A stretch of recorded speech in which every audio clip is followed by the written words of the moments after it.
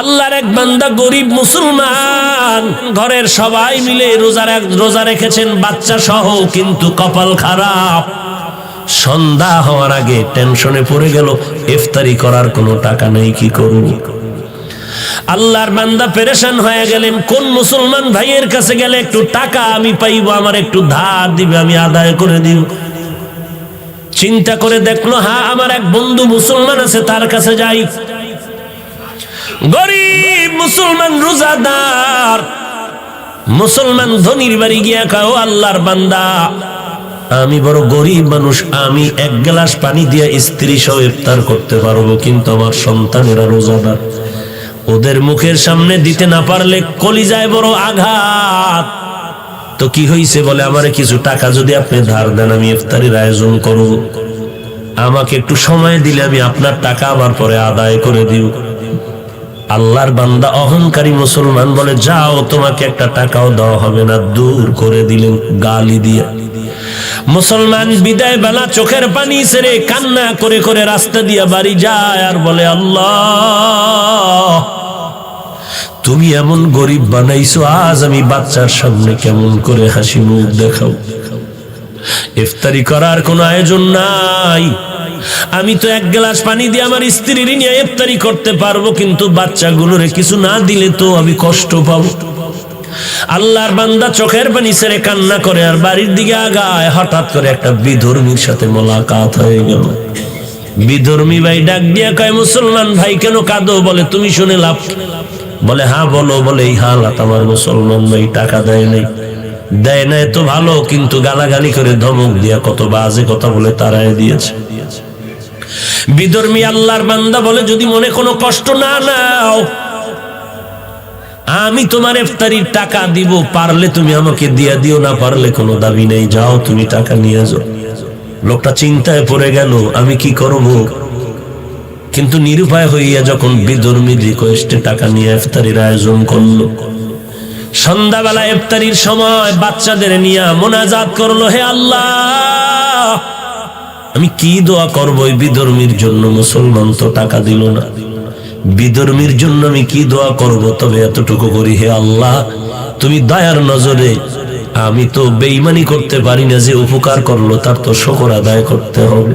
আমি এতটুকু দোয়া করি, তুমি তার সিনার মধ্যে হেদায়েতের নূর দান করে দিও।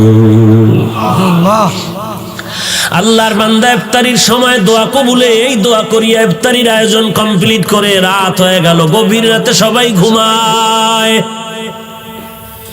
এরে চট্টগ্রামের ধনী মুসলমান, ভালো করে শুনো, আজকে তোমার টাকা কুকুরে খায়, কিন্তু তোমার বাড়ির পাশে কত গরিব একবেলা ভালো খানা খেতে পারে না। তোমার টাকা কত বাজে কাজে যায়, অথচ মাদ্রাসায় কত ছাত্র কোরআন পড়ে, এই শীতের মধ্যে একটা কম্বল কেনার টাকা নাই, একটা শীতের পোশাক কেনার টাকা নাই। তুমি যদি বলতা, ও কোরআনওয়ালা ছাত্র ভাই, আমি তোমার কম্বলের টাকা দিয়ে দিলাম, তোমার শীতের পোশাক কিনে দিলাম, ওই বাচ্চাটা রাত 10টার পরে ঘুমাইয়া আবার আজানের আগে উঠিয়া ওযু বানাইয়া ঠান্ডা পানি দিয়ে ওযু করে কোরআন তেলাওয়াত করে নামাজ পড়ে দোয়া করবে, আল্লাহ যেই বান্দা আমার উপকার করলো তুমিও তার একটু উপকার করিও। এই বান্দার দোয়া তো কখনো খালি ফেরত যাবে না, কারণ তোমার আমার জবানে গালি আছে, কোরআনওয়ালার জবানের মধ্যে গালি নাই। ওই তালিবুল ইলমের জন্য সমস্ত দুনিয়ার মাখলুকাতেরা দোয়া করে, ওই বান্দা শুকর আদায় করে দোয়া করলো। রাতের বেলা সবাই ঘুমায় গেল, বেদিনটাও ঘুমাইলো, মুসলমানও ঘুমায় গেল। হঠাৎ করে যেই মুসলমান অহংকারী গরিবের লাথি মেরে তাড়ায় দিল, টাকা দিল না, বাজে কথা বলল, ওই মুসলমান অহংকারী ঘুমের মধ্যে স্বপ্ন দেখতেছে কিয়ামত কায়েম হয়েছে। কিয়ামতের ময়দানে মানুষগুলো গলা কাটা মুরগির মতো চিল্লায়, উপরে সূর্যের গরম, সূর্যের গরমে জমিনটা হয়ে গেল তামা, ওদিকে জাহান্নামের আওয়াজ, মানুষগুলো ছুটাছুটি করে পালায়ন করবে, কোথায় যাবে? অসহ্যকর অবস্থা, গরম সহ্য করা যায় না, মাথার মগজগুলো টাস টাস করে ফাটতে শুরু হলো, চোখের পানি, কান্নার আওয়াজ, ওদিকে আমার আল্লাহ পাকের কাহারিয়তের আওয়াজ চলতেছে, লিমানিল মুলকুল ইয়াউম, লিল্লাহিল ওয়াহিদিল কাহ্হার। হাসরের ময়দানটা যেন থরথর করে কাঁপতেছে। ওই মুসলমান বলে, আমি স্বপ্ন দেখিয়া দৌড়াইতেছি, কই একটু আমি আশ্রয় পাই, সূর্যের গরম সহ্য করতে পারি না।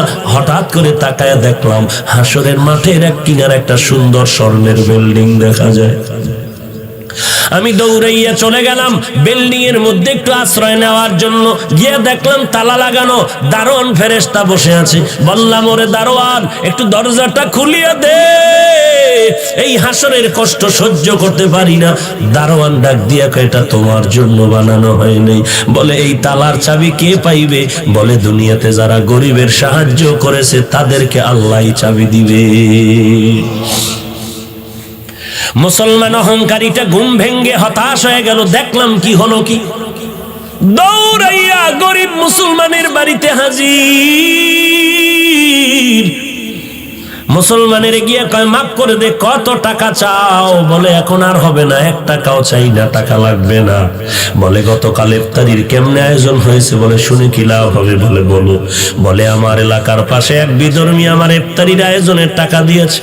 বলে, টাকাটা তুমি ফিরায় দাও। বলে, আমি পারবো না, সে টাকা নিবে না বলেও আওয়াজ দিয়েছে। মুসলমান পাগলের মতো দৌড়াইয়া বিধর্মীর বাড়ি চলে গেল অহংকারী।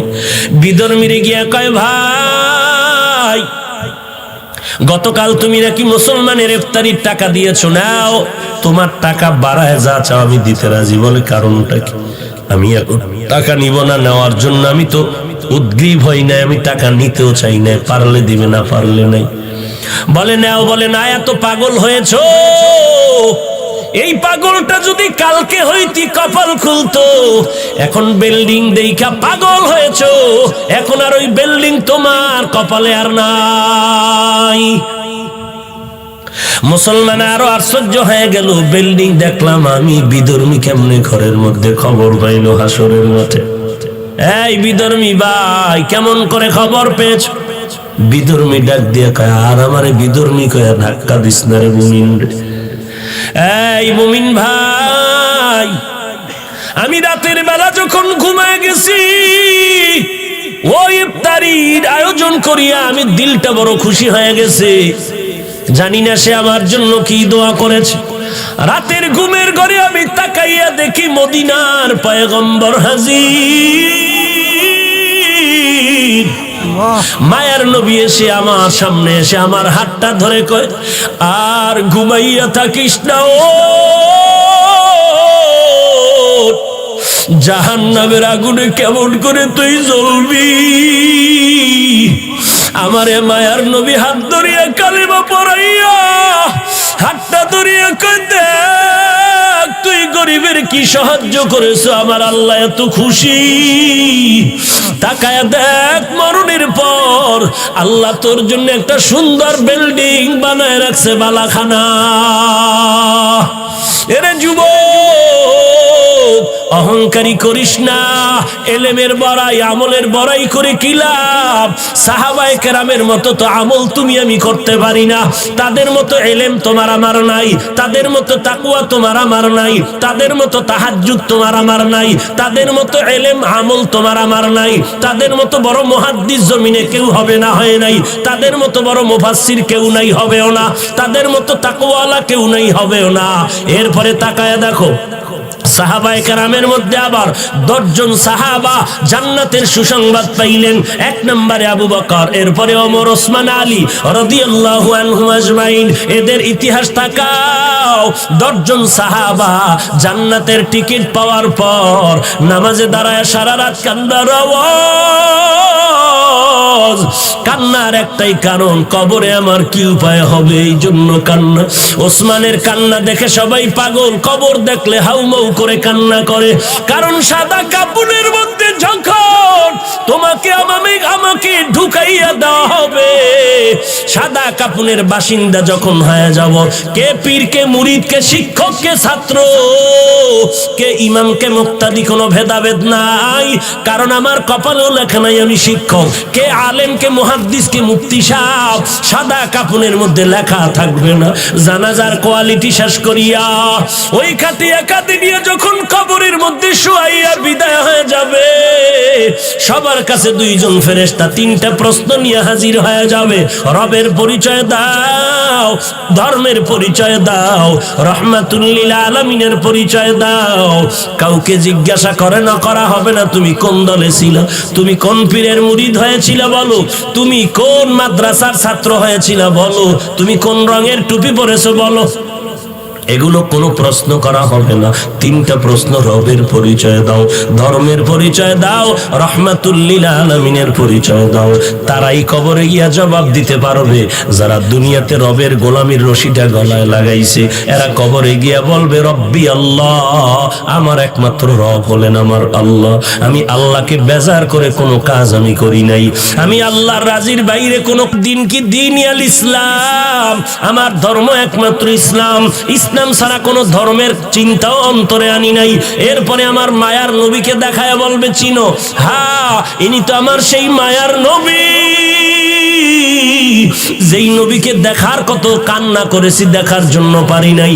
আলেম ওলামাদের মহব্বতে নবীর আদর্শের টুপি পরেছি, দাড়িটা লম্বা করেছি, মাদ্রাসায় লেখাপড়া করেছি। কত মানুষ কত বাজে কথা বলেছে, মাদ্রাসায় পড়ে লাভ নাই, টুপি পরে লাভ নাই, এরপরও ফালাই নাই। ওই নবী তো আমার আপন।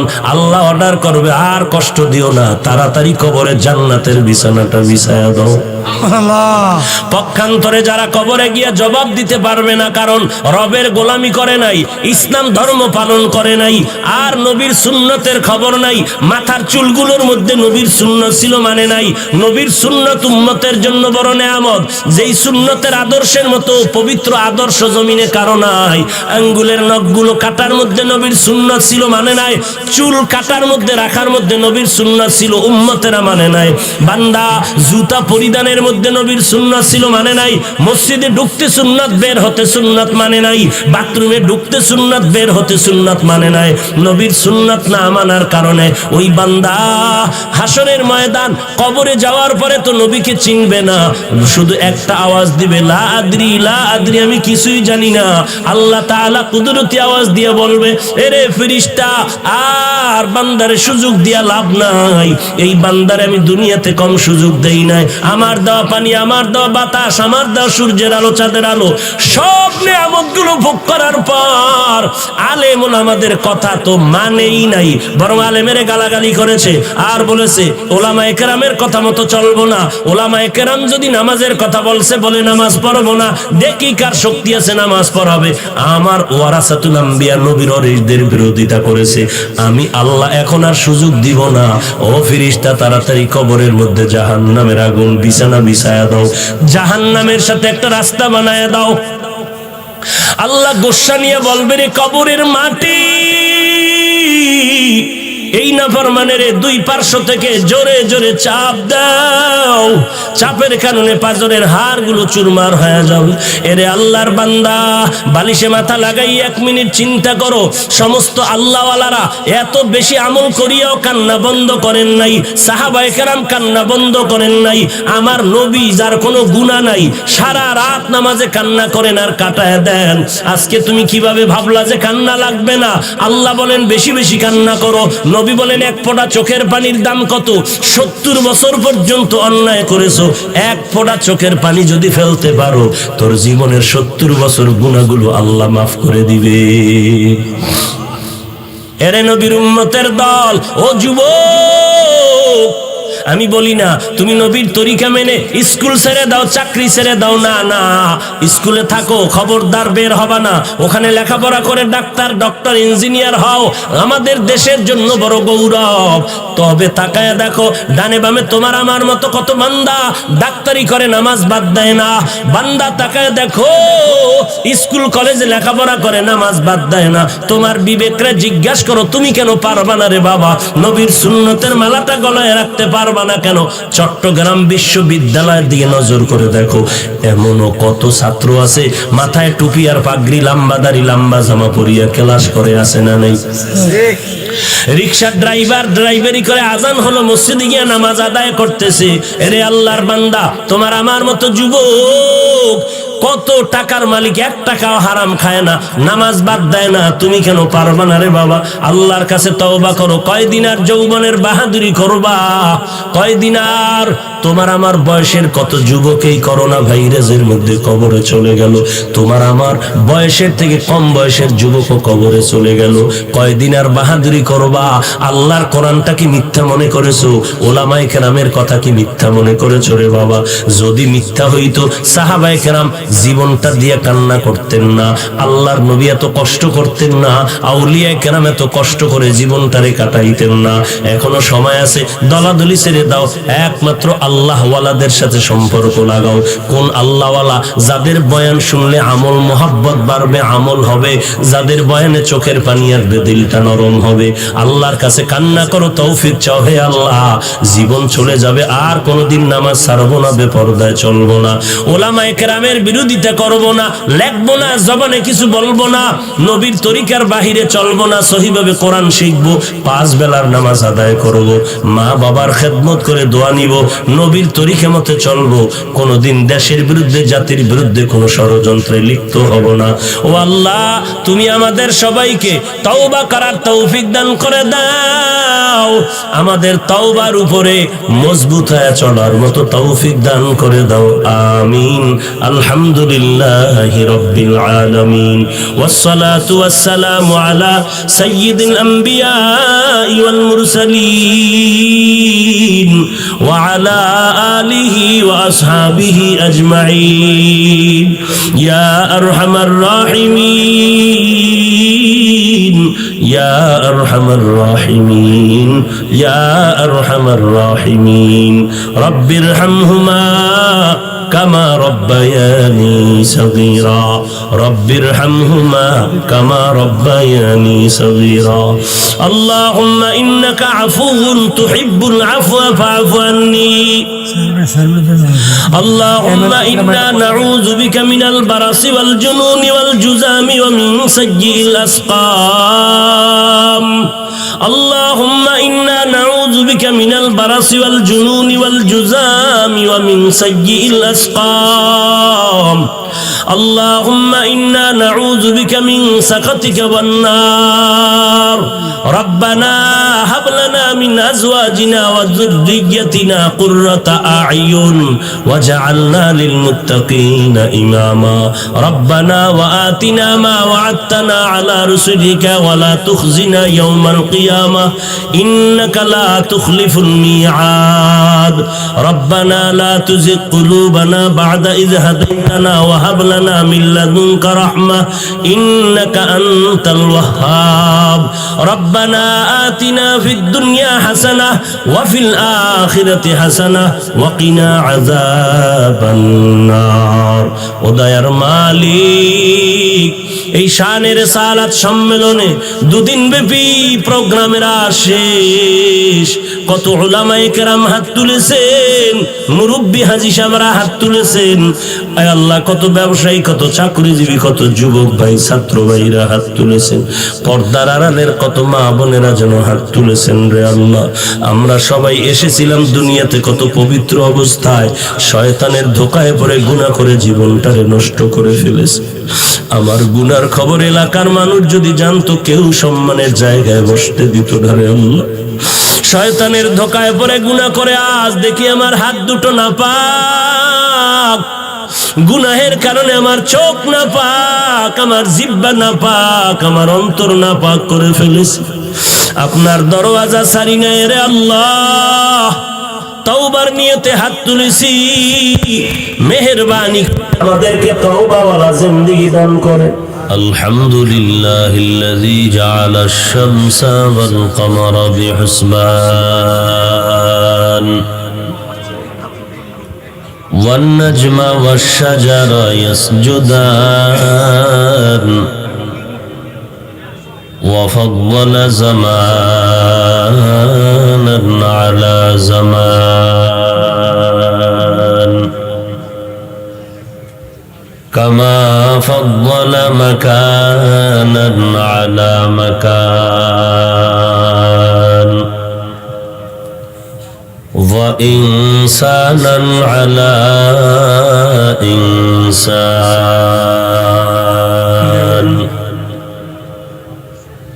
ونشهد أن لا إله إلا الله وحده لا شريك له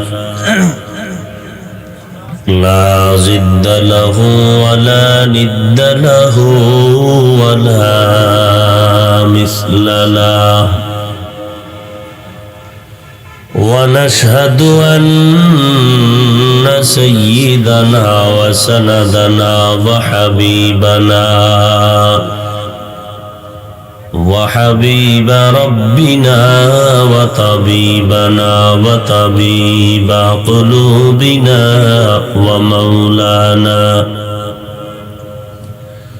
ومولانا محمدا عبده ورسوله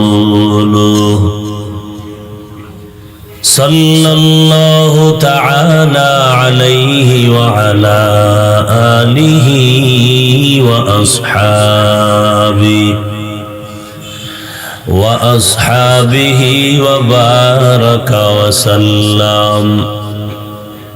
وبارك وسلم تسليما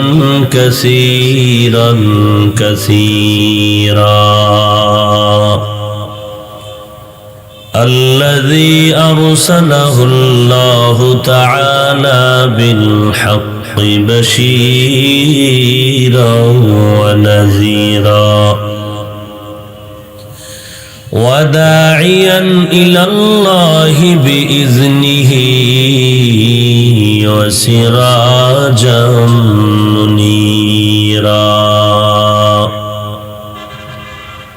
أما بعد فأعوذ بالله من الشيطان الرجيم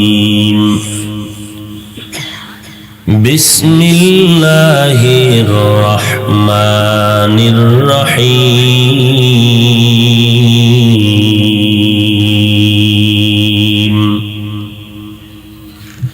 لئن شكرتم لأزيدنكم ولئن كفرتم إن عذابي لشديد وقال النبي صلى الله عليه وآله وسلم من لم يشكر الناس لم يشكر الله أو كما قال النبي عليه الصلاة والسلام صدق الله مولانا العظيم وصدق رسوله النبي الأمي الكريم ونحن على ذلك من الشاهدين والشاكرين والذاكرين والحمد لله رب العالمين اللهم صل على محمد النبي الأمي وعلى آله وسلم تسليما سبحانك لا علم لنا إلا ما علمتنا إنك أنت العليم الحكيم رب اشرح لي صدري ويسر لي أمري واحلل عقدة من لساني يفقه قولي الحمد لمن قدر خيرا وخبالا الحمد لمن قدر خيرا وخبالا والشكر لمن صور حسنا وجمالا والشكر لمن صور حسنا وجمالا فرد صمد عن صفة الخلق بريء فرد صمد عن صفة الخلق بريء رب أزلي خلق الخلق كمالا رب أزلي خلق الخلق كمالا لا ضد ولا ند ولا حد لمولى لا ضد ولا ند ولا حد لمولى الآن كما كان ولم يلق زوالا الآن كما كان ولم يلق زوالا মহতী সম্মেলনে উপস্থিত মুহতারাম সম্মানিত সভাপতি, প্রধান অতিথি, বিশেষ অতিথিবৃন্দ, মুআজ্জাজ ও মুকাররম জাতির মাথার মুকুট ওয়ারাসাতুল আম্বিয়া হযরত উলামায়ে কেরাম, বিভিন্ন এলাকা থেকে আগত আল্লাহ পাকের আশিকিন, জাকিরিন, শাকিরিন, মুহিব্বিন, মুরব্বিয়ান এজাম, কালিজার টুকরা আমার সমবয়সী যুবক বন্ধুগণ, স্নেহের ছোট ভাই, পর্দার আড়ালে অবস্থানরত শ্রদ্ধেয়া সম্মানিতা মা ও বোনেরা, রব্বুল আলামিনের দরবারে লাখো কোটি শুকর ও সুজুদ যে মহান রব্বুল আলামিন ফিতনার জামানায় কোরআন ও সুন্নাহর ভিত্তিতে সহি তরিকায় কিছু কথা বলার জন্য, শুনবার জন্য আমাদেরকে কবুল ও মঞ্জুর করেছেন। নিয়ামতের শুকর আদায়ার্থে পড়ি আলহামদুলিল্লাহ। লক্ষ কোটি দরুদ ও সালাম সৈয়দুল মুরসালিন রহমাতুল লিল আলামিন, শফিউল মুজনিবিন, খাতামুন নবিয়্যিন, সৈয়দুস সাকালাইন, ইমামুল মুরসালিন হযরত মুহাম্মদুর রাসূলুল্লাহ সাল্লাল্লাহু আলাইহি ওয়া আলিহি ওয়াসাল্লামের উপর। সর্বোপরি শুকর যাদের অক্লান্ত পরিশ্রমে আজকের এই সুন্দর আয়োজন, সময়, পরামর্শ, অর্থ দিয়ে দোয়া করে উপস্থিত হয়ে মাইক, লাইট, প্যান্ডেলের ব্যবস্থাপনার মাধ্যমে সহযোগিতার হাত যারা বাড়িয়েছেন, এলাকার যুবক, বৃদ্ধ, ব্যবসায়ী, শ্রমিক, চাকুরিজীবী, বিভিন্ন শ্রেণী পেশার মানুষ, জনপ্রতিনিধি, প্রশাসন, উলামায়ে হযরত, আইম্মায়ে মাসাজিদ, আল্লাহ রাব্বুল আলামিন আজকের এই খেদমতের বরকতে প্রত্যেককেই দুনিয়াতে শান্তি, সম্মান, পরকালে চিরমুক্তির ব্যবস্থা করে দিন। দুদিন পর্যন্ত আপনারা দেশের উল্লেখযোগ্য শীর্ষস্থানীয় উলামায়ে হযরতদের পবিত্র জবান মোবারকে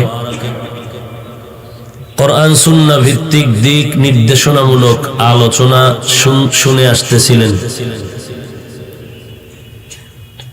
যারা আমাদের মাথার মুকুট, মুরব্বী, যাদের ছায়াতলে আজ আমাদের আশ্রয়ের স্থান, যাদের পদাঙ্ক অনুসরণ করে আমাদের সামনে এগিয়ে যাওয়া, তারা এখানে বয়ান করেছেন। আমি আসছি আপনাদের কাছে দোয়া নেয়ার জন্য। আল্লাহওয়ালা মুরব্বীদের মজলিস এটা একটা পাওয়ার হাউস।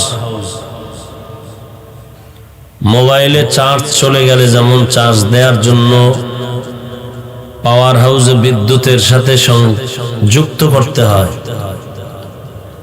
আমাদের ঈমান আমলের চার্জ দেওয়ার জন্য আল্লাহওয়ালাদের মজলিসে আমরা দোয়ার জন্য আসি। বয়ানের মঞ্চ আমার জন্য এটা নয়, সারা দেশে বয়ানের কত জায়গা আছে। এখানে আসার মাত্র এক কারণ, কষ্ট করে হলো দ্বীনের মহব্বতে মুরব্বীদের একটু নেক দোয়ার জন্য। কারণ এই প্রোগ্রামটা নেয়ার ক্ষেত্রে অনেক মুরব্বীদের অনুরোধ, আবেদন। তো যেহেতু এসেছি, আপনারাও কষ্ট করে ধৈর্যের সাথে বসে আছেন, কিছু মহব্বতের কথা মুযাকারার নিয়তে বলার জন্য কোরআনে হাকীমের এক আয়াতে কারিমা তিলাওয়াত করেছি। রাসূল আরবী সাল্লাল্লাহু আলাইহি ওয়া আলিহি ওয়াসাল্লামের অসংখ্য অগণিত অমীয় বাণী, পবিত্র হাদিস শরীফের মধ্য থেকে একটি হাদিস পড়েছি। আল্লাহ পাক বলেন, লা ইন শাকারতুম লা আযীদান্নাকুম, অবশ্যই যারা আল্লাহ পাকের নিয়ামত পেয়ে শুকর আদায় করবেন, আল্লাহ তাদের উপরে নিয়ামতকে বৃদ্ধি করে দিবেন। ওয়ালা ইন কাফারতুম ইন্না আযাবী লাশাদীদ, যারা আল্লাহর নিয়ামত পেয়ে শুকর আদায় করবে না, আল্লাহ পাক রব্বুল আলামিন তাদের থেকে নিয়ামতকে ছিনায় নিবেন এবং পরকাল জিন্দেগীর জন্য তার ভয়ঙ্কর শাস্তি অপেক্ষমান।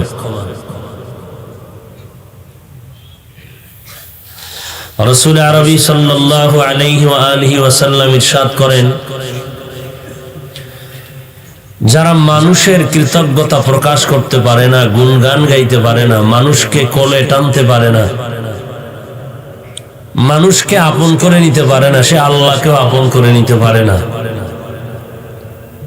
আল্লাহর গুণগান গাইতে পারে না।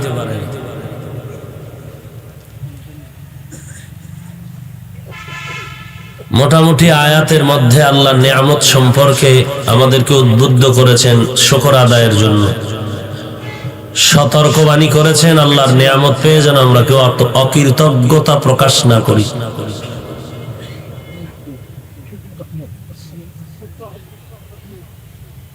লম্বা চওড়া কথা নয়, সংক্ষিপ্ত কথা। আপনারা কষ্ট করে আসছেন সওয়াবের আশায়, এটাই বাস্তবতা, এটাই হওয়া উচিত।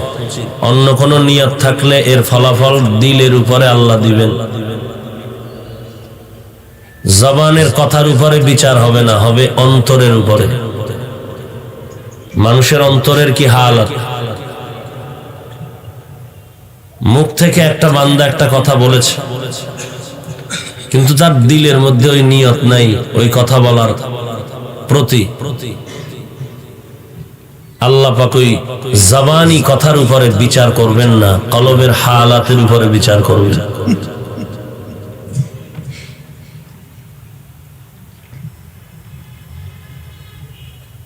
সহিহ মুসলিম শরীফের মধ্যে একটি ঘটনা আছে। আল্লাহ পাক রসুলকে বলেন, হে রাসূল করিম সাল্লাল্লাহু আলাইহি ওয়া আলিহি ওয়াসাল্লাম, আমি তওবা করনেওয়ালার উপরে এই পরিমাণ খুশি, অমুক ব্যক্তির থেকেও আমি বেশি খুশি যারা তওবা করে গুনাহের থেকে। বলে কার থেকে বেশি খুশি? আল্লাহ নিজে বলতেছেন, একটা লোক একটা উটের পিঠে খাদ্য সামগ্রী রেখে কোথাও যাচ্ছে চেটিয়াল ময়দানে, তা হঠাৎ করে তার উট হারিয়ে গেল। আপনারা এরকম করেন কেন? আসলেন কেন? ভেতরে ঢুকলেন কেন? যাবেন বলে বাহিরে দাঁড়িয়ে থাকতেন।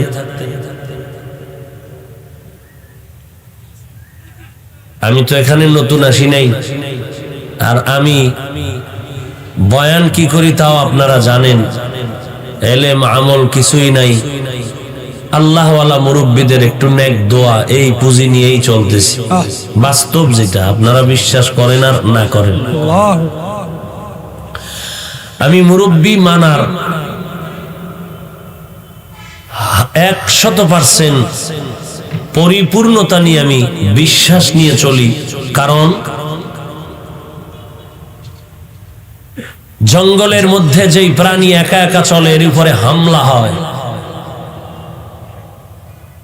জামাতে পাল নিয়ে যেই প্রাণীগুলো চলে এর উপরে অন্যর হামলা করতে ভয় পায়। মুরগি তার বাচ্চাগুলো যখন ডানার ভেতরে আবৃত করে রাখে তখন নিরাপদে থাকে। দুই একটা বাচ্চা চালাক হয়ে যখন বের হয়ে যায়, এর উপরেই আসমান থেকে, আকাশ থেকে চিল আক্রমণ করে। অতএব আমরা আহলে হক মুরব্বীদের ব্যানারে চলি। এই ব্যানারের বাহিরে আমরা চলার চিন্তাও করি না। এটাই আমাদের সফলতার মূল চাবি, এটাই আমাদের বয়ানের মূল থিম। যারা মুরব্বী মানে না তারা আহলে বাতিল, এটাই আমাদের আহলে সুন্নাত ওয়াল জামাতের স্লোগান। যারা পীর মানে না, তাবলীগ মানে না, শায়েখ মানে না, আল্লাহওয়ালা মানে না, উলামা আহলে হক মানে না, তারা আহলে বাতিল। এই স্লোগান দিয়ে আমরা মুরব্বীর মাথা হাতে চলি। মুরব্বীরা যদি বলেন এখন চুপ, সাইলেন্ট হয়ে থাকতে হবে, চুপ। কেন প্রশ্ন করা কোন আদবওয়ালা মানুষের কাম্য নয়। কারণ মুরব্বী তো এমনই, আমরাও আবেগে দৌড়াই না, আমাদের মুরব্বীরাও আবেগে ভিন্ন পথে আমাদেরকে প্রবাহিত করেন না। অতএব আমাদের বিশ্বাসের ঘরে কোনো ঘাটতি নাই। আবার যদি সমস্ত মুরব্বী হাটহাজারী মাদ্রাসার জুনায়েদ বাবু নগরী দামাত বারাকাতুহুম সহ উলামায়ে হযরত, ঢাকার যাত্রাবাড়ি মাদ্রাসার স্বনামধন্য মহাপরিচালক, কওমি মাদ্রাসা শিক্ষা বোর্ডের চেয়ারম্যান, চরমনের হযরত, এরকম যারা আমাদের মুরব্বী আছেন, তারা যদি বলেন আমাদের সকলের সম্মিলিত সিদ্ধান্ত কালকেই ময়দানে ঈমানের আওয়াজ নিয়ে ঝাঁপিয়ে পড়তে হবে, কালকেই, একদিন পর হবে না ইনশাআল্লাহ।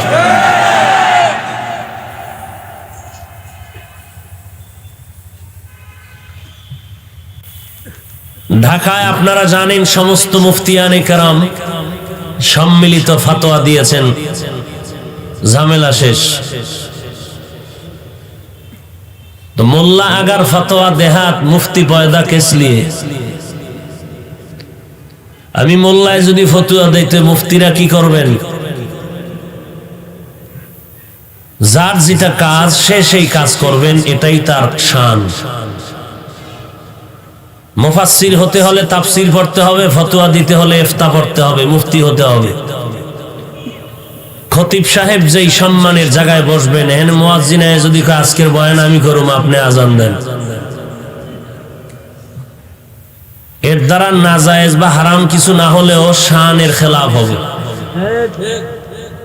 আমরা এতটুকু নজর রেখে চলার চেষ্টা করি, বাকি আল্লাহ পাকের ইচ্ছা। তো যাই হোক,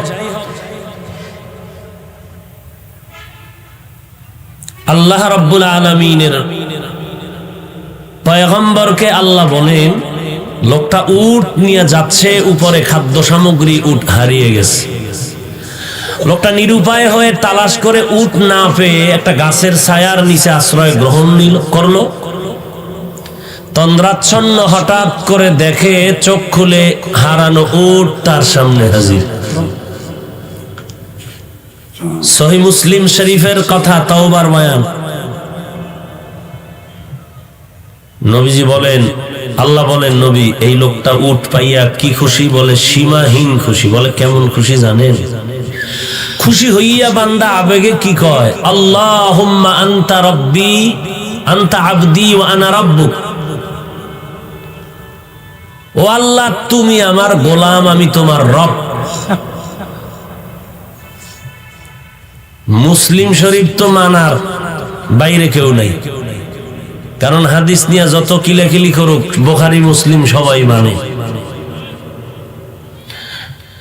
ওই বান্দা খুশি হয়ে বলেন, আল্লাহুম্মা আনতা আবদি ওয়া আনা রাব্বুক, তুমি আমার গোলাম, আমি আল্লাহ, আমি তোমার রব। নবী খুব খুশি মনে বলছে। এটা তার মুখের কথা, কলিজার কথা না, দিলের কথা না। ফলাফল দিলের উপরে হবে। যদি জবানের কথার উপরে হয় তো ফলাফল সে কাফের। ঠিক একই ফতোয়া মানসুর হাল্লাজের ব্যাপারে। আনাল হক যদি তার জবানের কথা না হয়, দিলের হয়, তো কাফের। কিন্তু তার কথাটা মারেফতি লাইনে, মুশাহাদার লাইনে, জবানের আওয়াজ, ওয়াজদের আওয়াজ, আশেকানা স্লোগান। আল্লাহ বুঝার তৌফিক দান করেন। পৃথিবীর শ্রেষ্ঠ একজন বুজুর্গ শামসে তাবরিজি রহমতুল্লাহ আলাইহি, যার রুহানি পাওয়ার পেয়ে জালালউদ্দিন রুমি হয়েছেন। খুতবা খুদ কামিল না শুদ মাওলায়ে রুম, তা গোলামে শামসে তাবরিজি না শুদ। এর জীবনের একটা ঘটনা লেখছেন চরমনের সৈয়দ ইসহাক রহমাতুল্লাহ আলাইহি তার কিতাবে। তিনি একদিন আল্লাহর ক্ষেত্রে বলেছিলেন, আল্লাহ তোমার আকল কমে গেল নাকি? কোন একটা ক্ষেত্রে বলেছিলেন। তো এই কথা বলনে শামসে তাবরিজি কাফের। এই ঘটনা নকল করছেন সৈয়দ ইসহাক চরমনাই, এও কাফের। এমন এক যুগে আসলাম যে এমন এক অগ্নি পরীক্ষা এই জমিনে আমাদের জীবনে চলতেছে যে মানুষ মানুষকে হেফাজতের চিন্তা না করে মানুষ মানুষকে বেইজ্জতির প্রতিযোগিতায় লিপ্ত হয়ে আছে।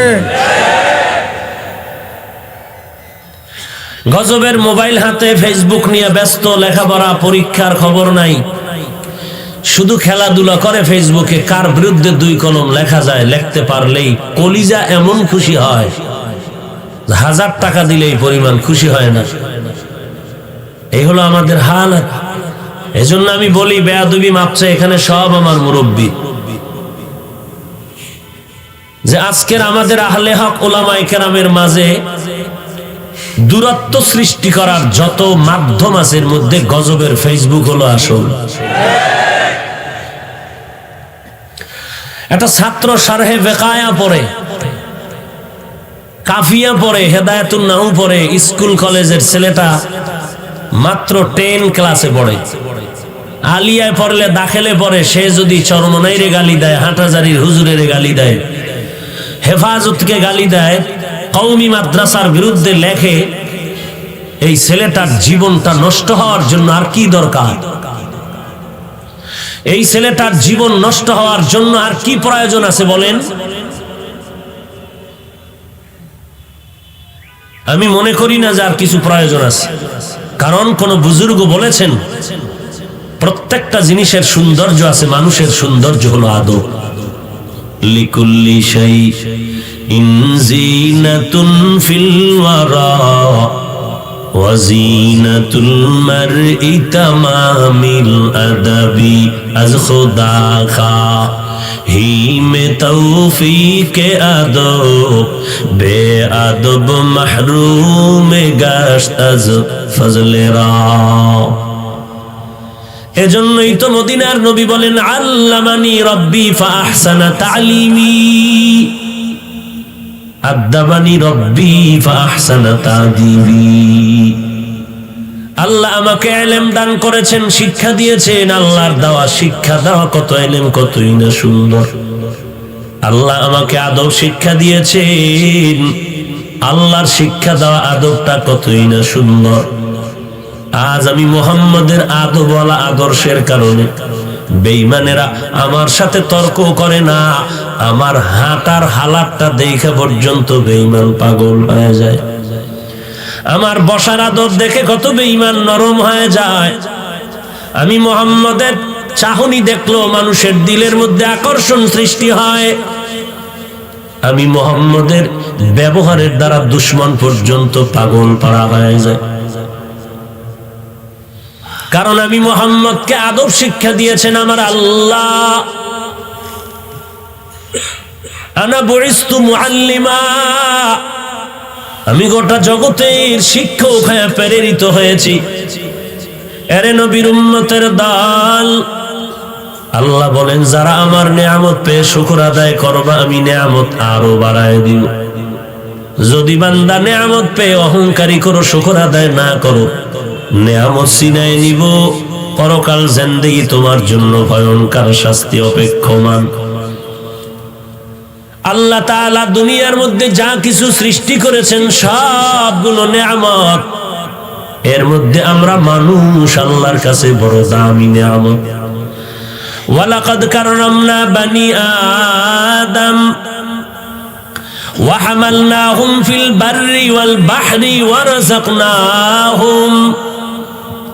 ওয়ারাযাকনাহুম মিনাত তাইয়্যিবাত وفضلناهم على كثير ممن خلقنا تفضيلا। বনি আদম জাতি বড় শ্রেষ্ঠ জাতি। এই মানুষ আল্লাহ আমাকে বানিয়েছেন বড় নেয়ামত। আমি কোনদিন বলি না আল্লাহ তুমি আমাকে মানুষ বানাও।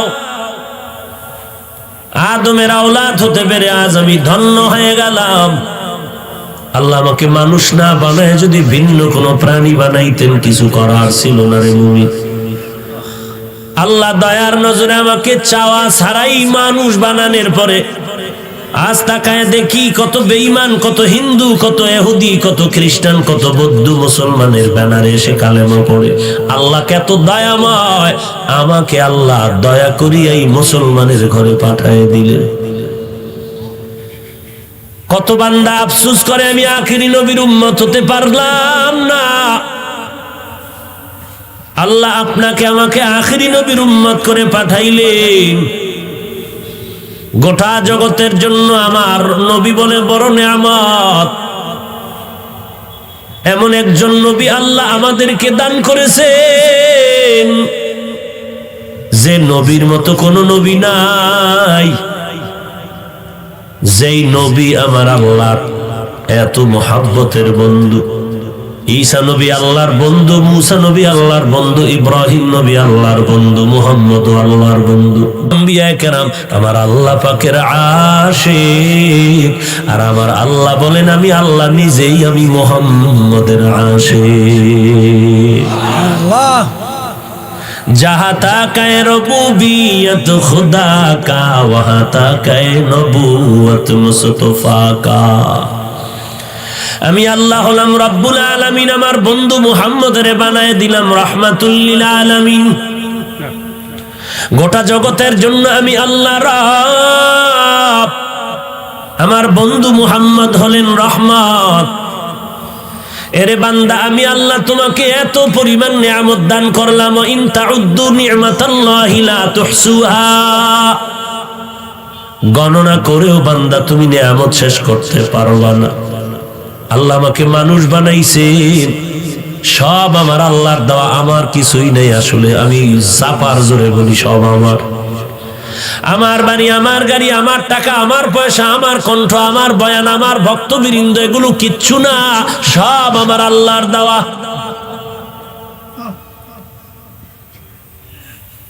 একজনকে ভালোবাসা আর কাউকে হিংসা বা ঘৃণা করা, কাউকে মোহাব্বত করে বুকে লাগানো আর কাউকে লাথি মেরে দূরে সরানো, ঘৃণার সাথে এই যে অবস্থাটা, এর সম্পর্ক কি আমার বডির সাথে না কলবের সাথে? একজনের আমি মোহাব্বত করি, তার সম্পর্ক তো কলবের সাথে। একজনকে আমি মোহাব্বত করি না, তাও সম্পর্ক কলবের সাথে। আর এটা তো ভালো করে আপনারা জানেন, কলব আমার আল্লাহ তাআলার কুদরতের হাতে। অতএব এই কলবের মধ্যে কারো প্রতি মায়া মোহাব্বত তৈরি করা, আবার ঘৃণা জমানো আমার আল্লাহর কাজ। আজ এখানে এত মানুষ হাজির হয়েছেন, আমি বান্দার কারণে হয়েছে। মনে করলে আমার কপাল পুড়ে যাবে, শুকর আদায় হবে না, অকৃতজ্ঞ নেমক হারামি হবে। এরে নবীর উম্মতের দল, এখানে মানুষগুলো কেন আসছে? একমাত্র আল্লাহর মোহাব্বত, নবীজির আদর্শের আকর্ষণ। কারণ আমি যদি আপনাদের 5 মিনিট জিকিরে লাগাই চেয়ার নিয়ে আমি একা বাইরে চলে যাই, পর্দার আড়ালে 5 মিনিট পরে আসি, 5 মিনিট পরে এসে আমি কণ্ঠ বাজায় টান দিলাম বয়ানের, 5 মিনিট পরে এসে যখন টান দিব দেখবো ময়দানে মাইকওয়ালা ছাড়া কেউ থাকতে চাইবে না। কি হইল 5 মিনিটে? ঝামেলা কি হইল? ঝামেলা হয়ে গেল।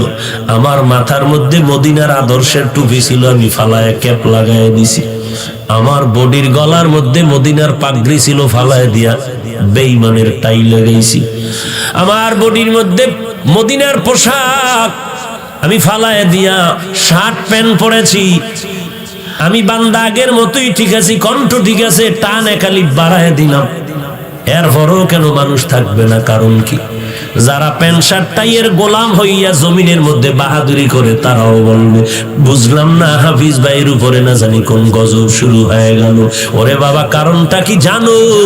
একমাত্র কারণ হলো আমার বয়ানও ঠিক আছে, টানও ঠিক আছে, কণ্ঠ ঠিক আছে, এরপরেও কেন মানুষ চলে যাবে, থাকবে না? একমাত্র কারণ হলো এটা আমার ব্যক্তি